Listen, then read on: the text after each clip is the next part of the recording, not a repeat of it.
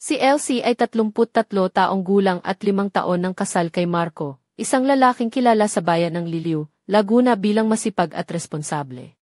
Si Marco ay isang mabuting asawa, respetado, matapat, at may puso para sa pamilya. Ngunit may isang bagay na nagpapahirap kay Elsie, ang labis na dedikasyon ni Marco sa kanyang trabaho bilang manager sa isang sikat na manufacturing company sa Santa Cruz.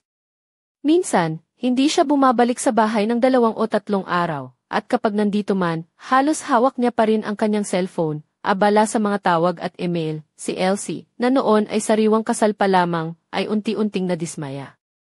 Sa bawat gabi na nag-iisa sa kanilang maliit na bahay na yari sa kahoy at yero, nararamdaman niyang parang isinara siya sa isang kahon, habang si Marco ay abala sa mundo ng kanyang trabaho.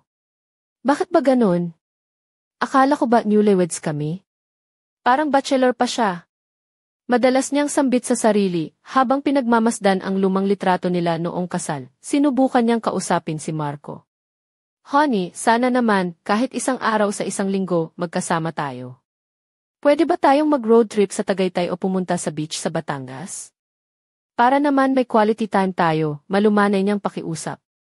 Ngunit palagi lang sagot ni Marco, alam mo naman na importante ang trabaho ko. Nagpakasal ako sa'yo para matustusan ang lahat ng pangangailangan natin, hindi para magbakasyon lang tayo, hindi ito ang inaasahan ni Elsie. Pero hindi ba't sinabi mo noon na maglalakbay tayo, bakit ngayon puro trabaho na lang? Tanong niya. Ngunit determinado si Marco, naiintindihan mo ba ang sitwasyon ko? Mahirap ang buhay ngayon. Kailangan kong magtrabaho ng husto para sa kinabukasan natin, dahil dito, nagpasya si Elsie na bumalik sa trabaho. Bago sila mag-asawa, isang sekretary siya sa isang law office sa Liliw. Nang sabihin niya ito kay Marco, agad siyang tumutol. Pagkatapos ng kasal, hindi ka na magtatrabaho, utos niya. Ngunit hindi ito pumayag si Elsie. Kailangan ko rin itong gawin. Hindi ako pwedeng umasa lang sa'yo, sagot niya, kahit ayaw ni Marco, huli na ang lahat. Nakakita siya ng trabaho sa isang law office sa San Pablo City, na pinamumunuan ni Atty. Ligaya Santos, isang babaeng kilala sa profesionalismo at pagiging mahigpit sa trabaho. Nagsimula si Elsie na pumasok ng 8:00 ng umaga at umaalis ng 5:00 ng hapon, halos walang oras para sa bahay o pagkain. Dahil dito, lalo lang lumala ang distansya nila ni Marco. Kapag nasa bahay si Marco, lagi siyang hawak ang cellphone, abala sa mga tawag at laro. Minsan, tinanong ni Elsie, bakit hindi mo ako titigan kahit sandali? Parang mas mahalaga ang cellphone mo kaysa ako. Pumisi lang si Marco, game lang yan, di ba? Relax lang tayo. Minsan, sa sobrang pagod ni Elsie, nag-order siya ng pagkain sa isang bagong bukas na seafood restaurant sa bayan ng Nagcarlan.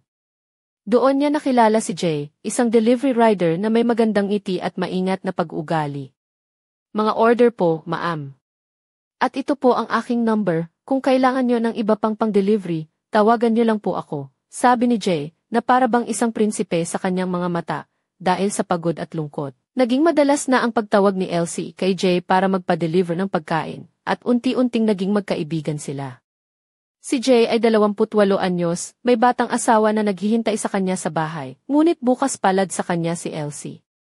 Sa tuwing gagabi, nag-uusap sila sa messenger tungkol sa mga pangarap, buhay, at kalungkutan. Isang araw, nagdala si Jay ng isang espesyal na putahe mula sa bagong bukas na restoran ng isda sa bayan, pritong tilapia na may sausawang mangga.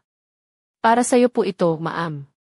Welcome treat, sabi ni Jay habang nakangiti.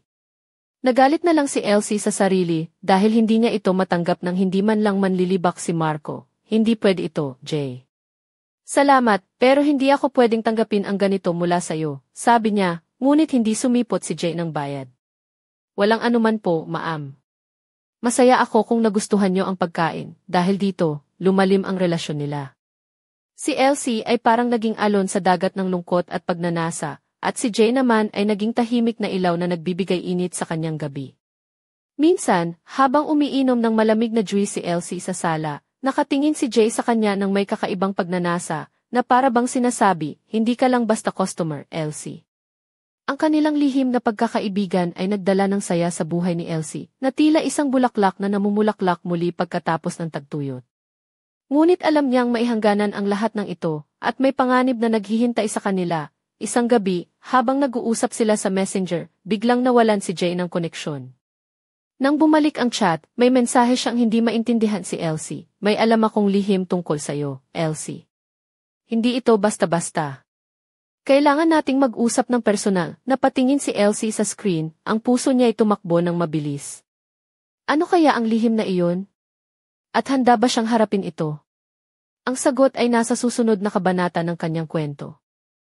Lingid sa kaalaman ng mga tagaliliw, ang buhay ni Elsie ay unti-unting nagiging masalimuot at puno ng hiwaga. Isang hapon, matapos ang kanyang mahabang araw sa opisina ni Atty. Ligaya, si Elsie ay naglakad pa uwi sa kanilang bahay na matatagpuan sa isang tahimik na kanto ng bayan. Suot niya ang kanyang paboritong puting blouse na bahagyang bumabaluktot sa kanyang baywang at isang navy blue na pencil skirt na nagpapatingkad sa kanyang mahabang mga binti. Ang kanyang tsinelas na gawa sa matibay na goma ay may simpleng disenyo, ngunit elegante ang dating. Sa kanyang mga daliri, nakasuot siya ng manipis na silver ring at isang maliit na kwintas na may pendant na hugis puso, mga regalo mula kay Marco noong kanilang kasal.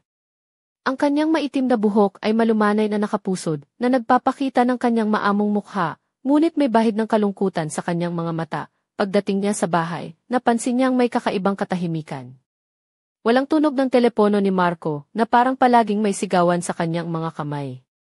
Umupo siya sa sofa sa sala, huminga ng malalim at inabot ang cellphone. Nagbukas siya ng chat kay Jay.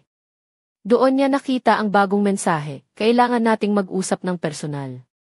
May mahalagang bagay akong sasabihin, naalala ni Elsie ang mga gabing magkasama silang nag-uusap, ang mga tawanan, at ang mga sandaling parabang siya ay muling nabuhay. Ngunit may halong kaba ang nadama niya. Ano ba itong lihim na ito? Tanong niya sa sarili. Hindi niya matakasan ang pakiramdam na siya ay unti-unting naubos. Kinabukasan, habang naglalakad sa pamilihan ng liliw na abala sa mga mamimili, nakasalubong niya si Jay. Nakasuot si Jay ng simpleng puting polo at maong na pantalon na nagpapakita ng kanyang matipuno at atletikong pangangatawan. May dalang insulated bag na puno ng mga pagkain. Ngumiti siya ng malapad nang makita si Elsie. Ma'am Elsie, may dala akong pagkain para sa iyo. Nasabi ko na ba na bagong bukas ang resto na to? Siguradong magugustuhan mo, bungad ni Jay. Napangiti si Elsie sa kanyang mga salita, ngunit tinanong niya agad, Jay, pwede ba tayong mag-usap? May gusto akong itanong tungkol sa sinabi mo kahapon. Tila nagbago ang ekspresyon ni Jay, naging seryoso. Elsie, importante ito. Pero mas mabuti kung sa lugar na tahimik tayo mag-uusap. Naglakad sila papunta sa isang maliit na kapehan sa tabi ng plaza. Ang lugar ay puno ng mga kahoy na mesa at lumang mga ilaw na nagbibigay ng mainit na ambience. Umupo sila sa isang sulok, malayo sa mga mata ng ibang tao. Elsie, panimula ni Jay, alam mo ba na may mga tao sa bayan na hindi talaga tapat? May mga lihim na gustong itago, at minsan, ang mga taong pinakamalapit sa atin ang may pinakamalalim na sikreto. Napatingin si Elsie sa kanya, ang puso niya ay kumakalabog. Anong ibig mong sabihin, Jay? May mga dokumento akong nakita sa trabaho na nagsasabing may mga transaksyon si Marco na hindi ko maintindihan. Parang may itinatago siya. Hindi ko pa alam kung ano, pero kailangan mong maging maingat, hindi makapaniwala si Elsie. Marco. Hindi siya ganun. Siya ang pinakamabuting tao na kilala ko. Ngumiti si Jay, ngunit malamig ang tingin. Minsan, ang mga tao ay may mga mukha na hindi natin nakikita. Hindi ko sinasabi na masama siya, pero may mga bagay na kailangan mong malaman. Habang nag-uusap sila, napansin ni Elsie ang kakaibang pag-iisip. Parang may isang bagong mundo na unti-unting bumabalot sa kanya, isang mundo ng pagtataksil, lihim, at mga palaisipan. Nang matapos ang kanilang pag-uusap, nagpaalam si Jay. Sa kanyang pag-alis, iniwan niya ang kanyang numero ng telepono na may maliit na sulat. Kung kailangan mo ng tulong, tawagan mo lang ako. Nang bumalik si Elsie sa bahay, naglatag siya ng mga lumang litrato ng kanilang kasal at mga simpleng alaala nila ni Marco sa dining table. Nakasuot siya ng isang light pink na dress na may mga bulaklak na disenyo na nagpapahiwatig ng kanyang pagkababae at pag-asa. Ngunit ang kanyang mga mata ay puno ng luha at pagdududa. Habang pinagmamasdan ang mga litrato, naisip niya, ano ba talaga ang nangyayari? Sino ba talaga si Marco? At ano ang lihim na itinatago niya? Sa likod ng bahay, may isang anino na nakamasid sa kanyang mga galaw, isang taong may sariling mga motibo at plano. Ang kwento ni Elsie ay nagsisimula pa lamang. At sa bawat hakbang, mas lalong lumalalim ang misteryo. Sino ba ang anino sa likod? Ano ang tunay na sikreto ni Marco? At hanggang saan ang kakayahan ni Elsie na harapin ang lahat ng ito? Hanggang dito na muna ang kanilang paglalakbay sa ngayon. Ngunit ang kasunod na kabanata ay magbubukas ng mas malalalim na pintuan ng katotohanan. Hindi nagtagal, isang malamig na gabi ang bumalot sa bayan ng Liliw. Si Elsie ay nakaupo sa kanilang maliit na balkonahe na gawa sa kahoy, nakatitig sa malabong ilaw ng mga post sa kalsada. Suot niya ang isang itim na sleeveless dress na mahigpit sa katawan, na dahan-dahang sumusunod sa bawat kurba ng kanyang figura. Ang kanyang mga paa ay nakasuot ng simpleng sinelas na may bahagyang takong, na para bang handa siyang lumakad kahit saan basta't maisasapitin ang puso. Sa kanyang lieg, isang manipis na kwintas na may maliit na pendant ng perlas ang kumikislap sa ilalim ng buwan. Ang mga hibla ng kanyang maitim na buhok ay malayang nakahulog sa kanyang mga balikat, nagbibigay ng kakaibang alindog na tila ba nagmumungkahi ng mga lihim na hindi pa niya kayang ilahad, habang iniikot niya ang maliit na palad ng kanyang kamay. Muling tumawag si Jay. Sa screen ng kanyang cellphone, nakita niya ang mensaheng, "Kailangan nating magkita. May mga bagay akong ipapakita sa'yo." Hindi na pwedeng maghintay pa, hindi na pigilan ni Elsie ang kaba, ngunit may halong pag-asa. Sumagot siya, "Saan tayo magkikita?" Sumagot si Jay, "Sa lumang parke sa bayan bukas ng 10:00 ng gabi." "Mag-iingat tayo." Kinabukasan, habang nagpapagaling sa pagod ng trabaho, naghanda si Elsie ng isang simpleng damit, isang puting blouse na may maikling manggas at isang light brown na palda na umabot hanggang tuhod. Nilagyan niya ng pulang lipstick ang kanyang mga labi, at naglagay ng manipis na eyeliner upang bigyang diin ang kanyang mga mata. Nag-ayos siya ng buhok na nakabun at isinuksok ang isang maliit na hikaw na ginto. Sa kanyang mga paa, nakasuot siya ng brown na flat sandals na may strap. Ang kanyang anyo ay simple ngunit puno ng pambihirang ganda na unti-unting nagiging sandata laban sa mga pagsubok na haharapin niya. Pagdating ng gabi, nagtungo siya sa lumang parke na matatagpuan sa gitna ng Liliw. Isang lugar na dati puno ng mga naglalarong bata at matatandang nagkukwentuhan, ngunit ngayon ay tila nawala ang sigla. Ang mga puno ay tila bumabantay at ang mga luma at kalawangin ng mga bangko ay nagkukwento ng mga alaala ng nakaraan. Nang makita niya si Jay, agad siyang nilapitan. Nakasuot si Jay ng maitim na jacket at maong na nagpapahiwatig ng pagiging seryoso sa kanilang pag-uusap. "Salamat sa pagpunta, Elsie," malumanay niyang sabi habang tinitingnan siya ng may pag-aalala. "Jay, ano ba ang ibig mong sabihin noong sinabi mong mailihim si Marco?" Tanong ni Elsie, na halos nanginginig sa kaba. May mga transaksyon si Marco na may kinalaman sa isang kumpanya dito sa Laguna, pero hindi ito basta-basta negosyo. May mga dokumento akong nakuha mula sa mga kaibigan ko sa opisina na nagpapakita ng mga peking kontrata at kung paano nilulugi ang kumpanya. Mukhang may tinatago siya, paliwanag ni Jay, hindi makapaniwala si Elsie. Pero bakit? Hindi ba't siya ang mabuting tao? Bakit niya gagawin yan sa pamilya niya? Ngumiti si Jay, ngunit mailungkot sa mga mata.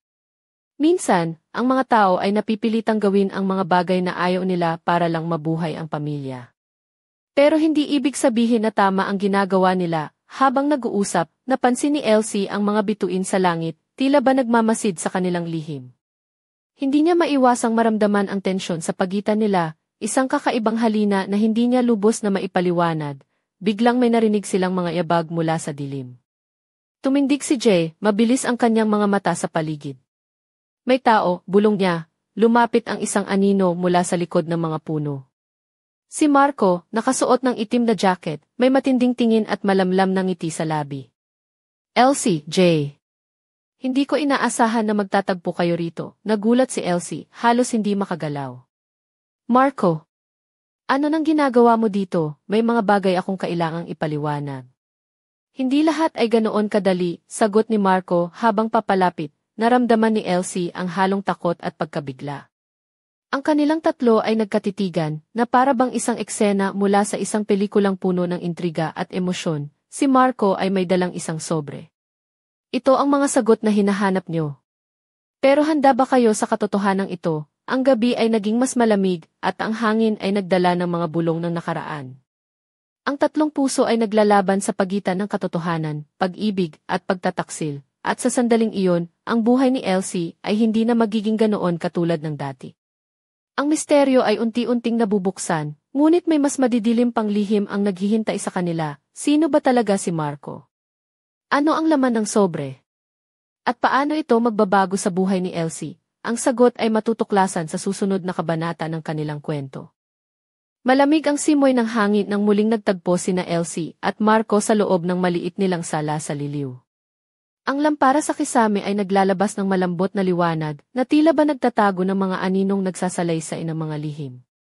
Si Elsie, nakaupo sa lumang sopa, ay nakasuot ng mapusyaw na pulang dress na may manipis na shoulder straps na dahan-dahang bumabalot sa kanyang balikat at naglalantad ng bahagyang litid ng liig. Ang kanyang mga paa ay nakalagay sa itim na tsinelas na may maliit na takong, habang ang kanyang buhok ay maluwag na dumadampi sa kanyang likod. Sa kanyang mga pulso, makikitang mga pulseras na kumikislap sa bawat galaw, nagbibigay ng halong alindog at kahinaan. Sa kabila ng kanyang ganda, ang kanyang mga mata ay puno ng pag-aalinlangan. Si Marco naman ay nakatayo sa tabi ng pinto, suot ang kanyang puting polo at itim na slacks, na tila ba handang iharap ang kanyang sarili sa anumang hamon. Ang kanyang mukha ay maihalo ng pagkabagabag at determinasyon, habang hawak niya ang isang sobre na may mga dokumento sa loob. Elsie, panimula ni Marco, alam kong matagal na tayong nagkakahiwalay sa dami ng nangyayari. Pero kailangan kitang maintindihan, Marco, maraming tanong ang bumabalot sa isip ko. Bakit? Bakit mo kami nilihim sa ganoong bagay? Tanong ni Elsie, na halos pumutok ang damdamin, inabot ni Marco ang sobre. Narito ang mga dokumento na magpapaliwanag ng lahat. Hindi ko gustong saktan ka, pero may mga bagay na kailangang gawin para mapanatili ang pamilya. Binuksan ni Elsie ang sobre at dahan-dahang inilipat ang mga papel. Nakita niya ang mga kontrata, mga resibo ng pera, at mga liham na may mga pirma ni Marco at iba pang mga tao sa bayan. Napansin niyang may mga peke at mga manifestasyon ng katiwalian. Marco, ito ba ang dahilan kung bakit palagi kang abala sa trabaho? Ito ba ang sikreto mo? Tanong niya, halos nanginginig, tumango si Marco. Elsa, hindi ko nais na maging ganito pero napilitan ako. May mga taong nagbabanta sa akin at sa pamilya natin. Kailangan kong magpanggap at gumamit ng mga paraan na hindi ko gusto para maprotektahan kayo. Hindi napigilan ni Elsie ang mga luha. Pero bakit hindi mo sinabi sa akin? Akala ko ba tayo ay magkasama sa lahat ng bagay, gusto kong protektahan ka. Gusto kong huwag kang masaktan. Pero ngayon, kailangan kong humingi ng tulong mo, sagot ni Marco, habang ang mga mata niya ay puno ng pagsisisi. Sa gitna ng kanilang pag-uusap, may kumatok sa pintuan. Si Jay ang pumasok, suot ang simpleng puting t-shirt, at maong na pantalon, may dalang maliit na kahon na inilagay sa mesa. Pasensya na sa abala, sabi ni Jay. May nakita akong mga bagong impormasyon na maaaring makatulong. Pinagmasdan ni Elsie si Jay, na tila ba may dalang pag-asa sa kabila ng lahat ng kaguluhan. Ano ito, Jay? Tanong niya, bumukas si Jay ng kahon at inilabas ang mga larawan at mga liham na nag-ugnay sa mga taong sangkot sa katiwalian. Ito ang ebidensya na kailangan natin para mapatunayang totoo ang lahat. Sa loob ng maliit na silid, ang tatlong tao ay nagtipon-tipon, pinagsama-sama ang kani-kanilang mga nalalaman at mga damdamin. Ang pag-ibig, tiwala at katotohanan ay nagsusubok sa kanilang mga puso. Ngunit sa labas ng bahay, may isang anino na nagmamasid, may ngiting malamig at puno ng kasamaan. Isang lihim na hindi pa nabubunyag ang naghihintay upang sirain ang payapang gabi.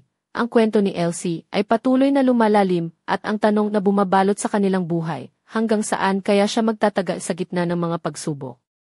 At ano ang magiging kapalaran ng kanyang puso? Ang sagot ay sasabog sa susunod na kabanata, kung saan ang mga lihim ay tuluyang mabubunyag at ang mga puso ay haharap sa kanilang pinakamalalim na pagsubok. Ang mga unang sinag ng araw ay tumago sa maliliit na bintana ng bahay ni Elsie. Unti-unting ginising siya mula sa mahabang gabi ng pag-iisip at pangamba. Nakaupo siya sa gilid ng kama, nakasuot ng simpleng puting kamiseta at maong na shorts. Ang kanyang mga buhok ay magulo, ngunit tila ba nagdaragdag lamang ng natural na kagandahan sa kanyang mukha. Sa kanyang mga kamay, hawak niya ang cellphone, patuloy na binabalikan ang mga larawan at dokumentong ipinadala ni Jay noong nakaraang gabi. Habang papalabas siya ng bahay, nagsuot siya ng light blue na barong Tagalog na may maikling manggas. Ipinare sa puting palda na hanggang tuhod, at isang pares ng puting sandalyas na may maliit na takong. Ang kanyang anyo ay nagpapakita ng kasimplihan ngunit may taglay na dignidad, isang babaeng handang harapin ang anumang hamon. Sa kalsada, si Marco ay nakatayo malapit sa kanyang sasakyan, nakasuot ng dark gray na polo at itim na slacks. May dalang mga folder at dokumento. Ang kanyang mukha ay puno ng pagod ngunit may determinasyon, tila ba handang ipaglaban ang kanilang relasyon. Elsie, tawag ni Marco nang makita siyang lumapit. Kailangan nating pag-usapan ng maayos ang mga nangyari. Tumango si Elsie, habang ang kanyang puso ay naguguluhan. Marco. Kailangan nating linawin ang lahat. Naglakad sila papunta sa isang maliit na kainan sa tabi ng kalsada, isang tradisyonal na karinderya na kilala sa lutong bahay at masarap na sinigang na baboy. Umupo sila sa isang sulok, malayo sa mga mata ng mga tao, at sinimulan ang kanilang pag-uusap. Elsie, alam kong nasaktan kita. Pero hindi ko ginawa ito para sa sarili ko lang. Ani Marco, habang tinitingnan ang kanyang asawa sa mata, pero bakit hindi mo ako isinama sa mga desisyon?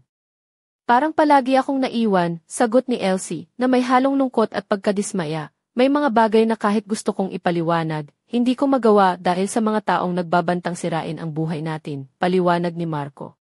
Ngunit ngayon, gusto kong ayusin natin ito ng magkasama. Sa kanilang pag-uusap, napagtanto ni Elsie na may dalang bigat ang puso ni Marco at na hindi siya nag-iisa sa laban na ito. Ngunit ang mga lihim at pagtataksil ay nagdulot ng sugat na hindi madaling pagalingin. Samantala, si Jay ay nasa isang maliit na cybercave, nakatingin sa screen ng kanyang laptop habang sinusubaybayan ang mga kilos ni Marco. Nakasuot siya ng simpleng itim na t-shirt at maong. Ang kanyang mga mata ay matalim at puno ng pag-aalala. Hindi ko pwedeng hayaan na masira ang buhay ni Elsie dahil sa mga nagaganap, bulong ni Jay sa sarili. Kailangan kong protektahan siya, kahit ano pa ang mangyari, ngunit sa likod ng mga pangyayari, may isang mas madilim na anino ang patuloy na sumusubaybay, isang puwersang handang sirain ang lahat ng kanilang pinagsamahan. Ang pangarap na muling magsama sina Elsie at Marco ay unti-unting nabibigo sa harap ng mga pagsubok, at ang bawat hakbang ay nagiging mas mahirap, ngunit sa puso ni Elsie, may isang apoy na hindi mapatay, ang pag-asa na makakahanap siya ng katotohanan at kapayapaan, at habang ang araw ay sumisikat sa bayan ng Liliw, ang kanilang kwento ay patuloy na umiikot sa pagitan ng pag-ibig, pagtataksil, at lihim na dapat nilang harapin, sa pag-ikot ng mundo. Ang susunod na kabanata ay magbibigay liwanag sa mga tanong na matagal nang bumabalot sa kanilang buhay. Ngunit sa dilim, may mga lihim na mas malalim pa kaysa sa kanilang inaakala. Ano kaya ang tunay na plano ng anino na nasa likod ng lahat? At makakaya kaya nilang harapin ang katotohanan ng magkasama? Ang sagot ay malalaman sa susunod na yugto ng kanilang kwento.